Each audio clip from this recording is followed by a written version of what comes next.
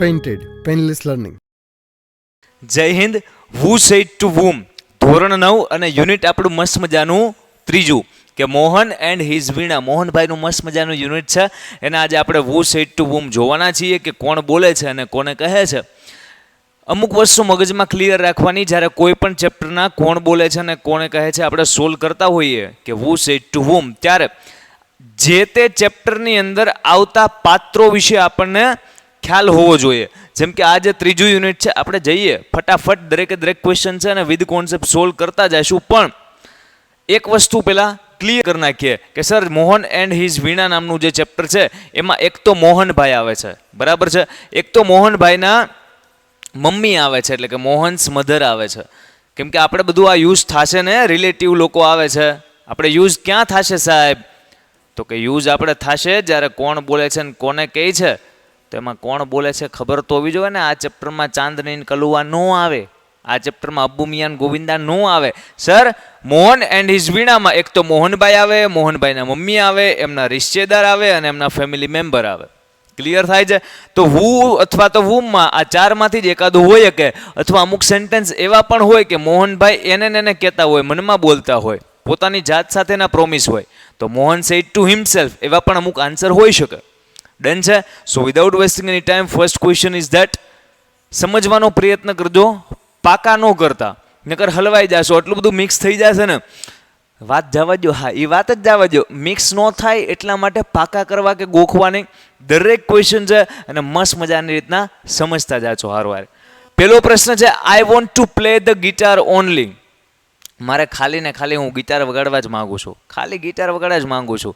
આ સેન્ટેન્સ કોણ બોલે? તમે વિચારો ત્યાં સુધી હું અહીંયા ફોર્મેટ બેહાડી દઉં. એક બે પ્રશ્નમાં આખું આપણે લખશું આમ કે this sentence was said by.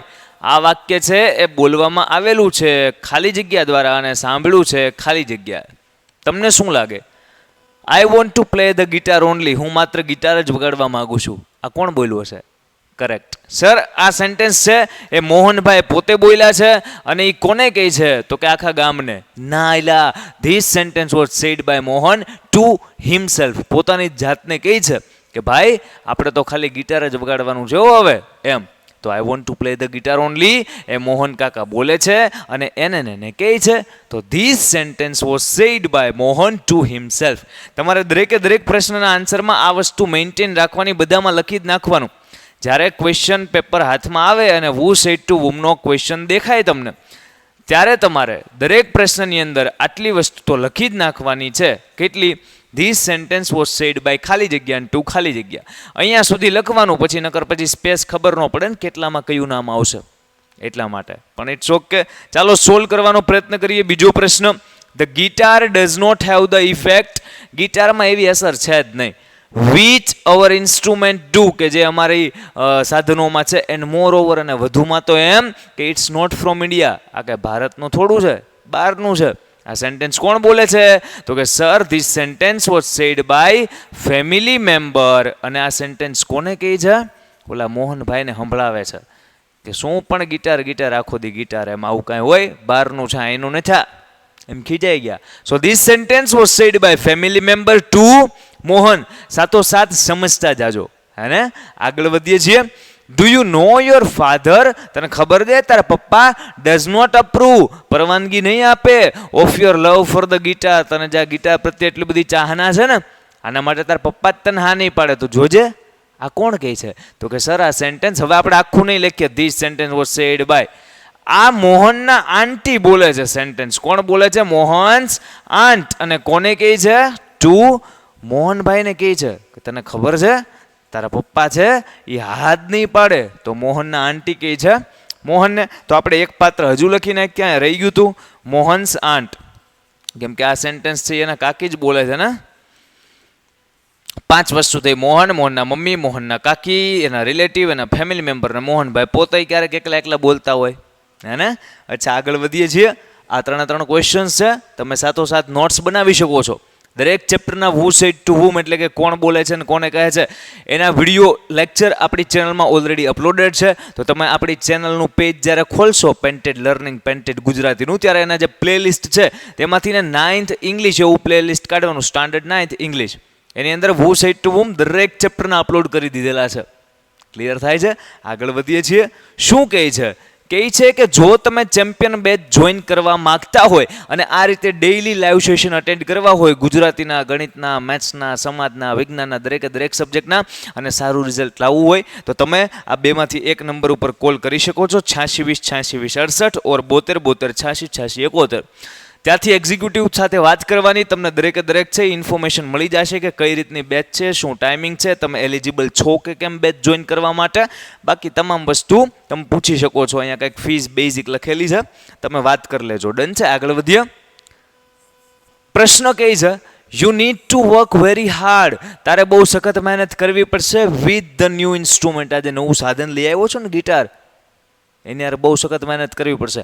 આ સેન્ટેન્સ કોણ કહે છે? તો કે this sentence was said by relative. અને મોહનભાઈ સાંભળે છે. રિલેટિવ એટલે કે એના સગાવાલા કહે છે અને મોહનભાઈ સાંભળે છે. તો this sentence was said by relative to Mohan. તમારે એક્ઝામમાં આમ આન્સર નથી લખવાનો, આખું લખવાનું. This sentence was said by relative to Mohan. પછીનો પ્રશ્ન, There is no instrument for me but the guitar. મારે હાટું બીજું કોઈ સાધન છે જ નહીં, ખાલી ગિટાર. આ સેન્ટેન્સ કોણ બોલે? મોહનભાઈ બોલે અને મોહનભાઈ જ સાંભળે. એટલે કે this sentence was said by Mohan to himself. પોતાની જાતને જ કહે છે ને આવડું આ વાક્ય કે મારા હાટું બીજું કંઈ સાધન છે જ નહીં સાહેબ, ખાલી ને ખાલી ગિટાર. તો મોહન ટુ હિમસેલ્ફ. 6 નંબરનો પ્રશ્ન જુઓ. This instrument will become my face to the world. આખી દુનિયા તરફનો મારો ચહેરો છે એ કોણ બનશે? આ સાધન, આ ગિટાર બનશે. તો આ સેન્ટેન્સ એ મોહનભાઈ પોતે બોલે છે અને પોતે જ સાંભળે છે. મતલબ કે મોહનભાઈ પોતાની જાતને કહે છે કે ભાઈ એક દિવસ એવો આવશે કે આ ગિટાર નામનું સાધન છે, એમાંથી હું કાંઈક નવું બનાવીશ ને આ સાધન જ દુનિયા સમક્ષ મારી ઓળખ બનશે, મારો ચહેરો બનશે. તો વાત સાચી છે ને, હમણાં એવું કરીને બતાવ્યું છે, આપણે ચેપ્ટરમાં મસ્ત મજાનું સમજેલા છીએ. તો મોહન ટુ હિમસેલ્ફ. અચ્છા, next question. Guitar, the hall day guitar. હું પણ ગિટાર આખો દિવસ ગિટાર. કે આ સેન્ટેન્સ કોણ બોલે છે ચેપ્ટરમાં? તમને યાદ આવે છે? એક ફેમિલી મેમ્બર બોલે છે, ઘરના કોઈક સભ્ય બોલે છે અને મોહનભાઈને કહે છે હું પણ આખો દી ગિટાર ચોંટો છો એ કે. એટલે આનો આન્સર કેમ આવશે? This sentence was said by a family member. એક ફેમિલી મેમ્બર બોલે છે અને એ કોને કહે છે? એ આપણા મોહન કાકાને કહે છે. તો મોહનભાઈ સાંભળે છે. મોહનભાઈ ત્યારે નાના હોય. હે ભાઈ, આગળના પ્રશ્નમાં આગળ વધીએ છીએ. 8 નંબરનો પ્રશ્ન કહે છે if it were the guitar. અહીંયા if it were the guitar નહીં આવે, સિતાર આવશે. શું આવશે? જો આ સિતાર હોત. ચેપ્ટરમાં આવે છે ને, ધ્યાન આપજો. દરેક ક્વેશ્ચનમાં જેટલું ફોકસ અત્યારે એટલું જ રાખવાનું છે. If it were the sitar, જો એ સિતાર હોત તો you would have been in competition. તો તું છે એ સ્પર્ધામાં હોત with your brother and sister. તારા ભાઈઓ અને બહેનો સાથેની સ્પર્ધામાં તું હોત. શું ગિટાર લઈને વીઆઈ હોય કે? આ સેન્ટેન્સ કોણ બોલે છે? સર, આ સેન્ટેન્સ એક રિલેટિવ હોય ને એ આ મોહનને સંભળાવે છે કે જો સિતાર વગાડતો હોત તો ભાઈ બહેન હારવાર કોમ્પિટિશનમાં હોત. આ હું ગિટાર લઈ આવ્યો હોય કે? તો this sentence was said by a relative to Mohan. તો આ વાક્ય complete. Next question. You have already spent 2 years. તે 2 વર્ષ તો ખર્ચી નાખ્યા છે ઓન ઇટ, આ ગિટાર પર. બટ સ્ટીલ, અને તોય તે પણ હજુ ધીઝ ઇન્સ્ટ્રુમેન્ટ નીડ મોર. આ સાધન તો હજુ વધારે સમય માગે છે. 2 વર્ષ તો ખર્ચી નાખ્યા આમ કરવામાં, હજી વધારે સમય માગે છે. આ સેન્ટેન્સ કોણ બોલે છે? સરજી, આ સેન્ટેન્સ તે રિલેટિવ જ કહે છે અને કોણ સાંભળે છે? મોહનભાઈ સાંભળે છે. કેમ? તો કે મોહનભાઈને સંભળાવે છે. This sentence was said by relative to Mohan. Clear થાય છે? આગળના પ્રશ્ન તરફ જઈએ. 10 નંબરનો. Not only the sound that my instrument produce is important.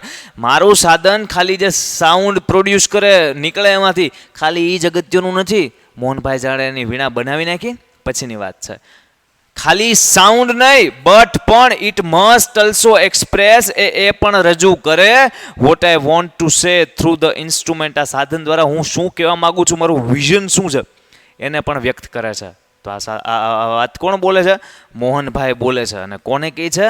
પોતાની જાતને જ કહે છે. તો this sentence was said by Mohan to himself. Mohanbhai પોતે જ બોલે છે, પોતાને જ કહે છે, મતલબ મનમાં બોલે છે કે આ જે સાધન છે ને એમાંથી ખાલી સાઉન્ડ નીકળે એ માત્ર ઇમ્પોર્ટન્ટ નથી, પણ આ જે સાધન છે એના દ્વારા હું દુનિયાને કંઈક કહેવા માંગુ છું. આ સાધન છે એ મારું વિઝન છે, એ હું દુનિયાને દેખાડવા માંગુ છું. તો વાત સાચી છે ને, ચેપ્ટરમાં આવે છે, ઇઝી વસ્તુ છે ભાઈ. લાસ્ટ 3 ક્વેશ્ચન છે, પૂરેપૂરું ફોકસ થઈને સમજજો. 11 નંબરનો ક્વેશ્ચન કહે છે કે ધીઝ ઇન્સ્ટ્રુમેન્ટ વિલ, આ જે સાધન છે, become my face to the world, આખા દુનિયા સમક્ષ મારો છે એ ચહેરો બનશે. શું? તો કે આવડું આ જે સાધન છે એ. તો આ વાક્ય કોણ બોલે? તો કે મોહનભાઈ બોલે, અને પોતાની સાથે વાત કરતા હોય કે this sentence was said by Mohan to himself, કે આ વાક્ય છે મોહન બોલે છે અને પોતાની જાતને જ કહે છે. ડિસ્ક્રિપ્શન છે ને એમાં આ આખી PDF એડ કરેલી છે. તમે નોટ્સ બનાવતા જતા હોય, સાથોસાથ ક્વેશ્ચન એક સમજતા લખતા જતા હોય, ઇટ્સ ગુડ. પણ જો વિડીયોને આમ આગળ પાછળ વાળા ઘડીએ પોઝ ને કન્ટિન્યુ ને એવું ન કરવું હોય, સીધી એક ફાઇલમાં તમારે બધા ક્વેશ્ચન તમારી બુકમાં ઉતારવા હોય, નોટ્સ બનાવવી હોય અને એક્ઝામમાં પૂરેપૂરા માર્ક્સ લેવા હોય, તો એ PDF ડાઉનલોડ કરી નાખજો, એમાંથી એને રિવિઝન કરી રાખજો. હે ને? આગળ વધીએ. ચલો. You just followed my heart's passion. You just નહીં, આઈ. મોહનભાઈ એમ બોલે છે ને કે I just followed my heart's passion, મારા હૃદયનો જે જુસ્સો, મારી જે ભાવના, મારી જે ઈચ્છા હોય, ડિઝાયર, એને મેં ફોલો કરી, એન્ડ હિયર આઈ એમ, અને જોવો કે હું તમારી સામે ઊભો છું. આ કોણ બોલે છે? મોહનભાઈ બોલે છે. કોને કહે છે? તો તમને યાદ હોય તો ચેપ્ટરમાં એક ગ્રામી એવોર્ડની કંઈક વાત આવે છે, જ્યાં મોહનભાઈને મળેલો હોય છે. સંગીતના ક્ષેત્રનો બહુ મોટો એવોર્ડ કહેવાય. તો આ ગ્રામી એવોર્ડ છે અથવા ગ્રેમી એવોર્ડ ઘણા કહે છે. તો આ ગ્રામી કે ગ્રેમી એવોર્ડ મોહનભાઈને મળે છે. ત્યારે એ મોહનભાઈ એ જે સ્પીચ આપતા હોય ને, એ જે ઓડિયન્સ સામે ગ્રામી એવોર્ડ લેતી વખતે, ત્યારે એની અંદર આ સેન્ટેન્સ બોલે છે કે I just follow my heart's passion and here I am. મેં માત્ર મારા દિલી ભાવના, મારી ઈચ્છાને ફોલો કરી અને અત્યારે હું તમારી સામે ઊભો છું. તો આ વાત મોહનભાઈ બોલે છે. This sentence was said by Mohan to audience. કોને કહે છે? ઓડિયન્સને. ક્યાંની ઓડિયન્સ? તો કે at Grammy award. Grammy award જ્યારે લેવા ગયા ત્યારે ત્યાંની જે ઓડિયન્સ હતી એ લોકોને સમક્ષ મોહનભાઈ કહે છે. This sentence was said by Mohan to audience at Grammy award. Easy question હતો. આગળ વધીએ છીએ. તમે જો એક વસ્તુ નોટિસ કરો, જો તમે ચેપ્ટરને કન્સેપ્ટ વાઇઝ સમજેલા છો ને, તો તમને હુ સેડ ટુ હુમના દરેક ક્વેશ્ચન ઇઝી લાગે. પણ જો તમે આમ પાકા કરવા કે ગોખવા જાઓ ને, તો સાહેબ કયું કાકી બોલ્યા ને કયો રિલેટિવ બોલ્યા ને કયા મોહનના ફેમિલી મેમ્બર બોલ્યા ને ક્યાં ઓડિયન્સ ને કયો ગ્રામ, આવું બધું થાય. એવું ન થાય એટલા માટે જો હજી આમાં કઈ કન્ફ્યુઝન રહેતું હોય તો એકવાર વિડીયોને ફરીવાર જોઈ નાખો. 1x ની સ્પીડમાં રેગ્યુલર જોવો છો તો હવે 1.5x ની સ્પીડમાં જુઓ, 1.25x 2x ની સ્પીડમાં જુઓ, કે જેનાથી રિવિઝન થાય. 1 2 3 વાર આ વિડીયોને જોઈ લીધો એટલે આ ચેપ્ટરના હુ સેડ ટુ એકદમ મગજમાં છપાઈ જશે. ક્લિયર થાય છે? જો એકવાર યાદ ન રહે તો 2 3 વાર બિંદાસ જોઈ લેવાનો, ડાઉનલોડ કરી નાખવાનો. આગળ વધીએ છીએ. અને લાસ્ટ આજનો ક્વેશ્ચન કહે છે let him follow his heart's desire. એની જે હૃદયની ઈચ્છા હોય ને એને ફોલો કરવા દો. Let him follow his heart's desire. ઘરના બધા ફેમિલી મેમ્બર ના પાડતા હતા કે ગિટાર ને આ નહીં ભાઈ, સિટાર ને વાયોલિન એ વગાડવું હોય તો વગાડો, તબલા વગાડો, કે ગિટાર નહીં. ત્યારે એના મમ્મી આવીને કહે છે let him follow his heart's desire. એની હૃદયની જે ઈચ્છા હોય એને અનુસરવા દો, એને ફોલો કરવા દો. તો આ સેન્ટેન્સ કોણ બોલે છે? This sentence was said by Mohan's mother. મોહનના મમ્મી છે એ બોલે છે. અને કોને કહે છે? તો કે ટુ ફેમિલી મેમ્બર્સ. એના બધા ફેમિલી મેમ્બર્સ હોય એને કહે છે કે ભાઈ એને જે કરવું હોય એ કરવા દો, એના હૃદયની ઈચ્છા ફોલો કરવા દો. ક્લિયર થાય છે? તો અહીંયા છે એ આપણા who said to whom complete થાય છે. આજે જે આપણે સ્ટાર્ટ કર્યા હતા, કયા ચેપ્ટરના ચાલુ કર્યા હતા? તો કે સર મોહન કાકા અને એની વીણાવાળા ચેપ્ટર નંબર 3ના એ અહીંયા કમ્પ્લીટ થાય છે. મળીએ છીએ કોઈ નેક્સ્ટ એપિસોડમાં, નેક્સ્ટ લેક્ચરમાં. જય હિન્દ.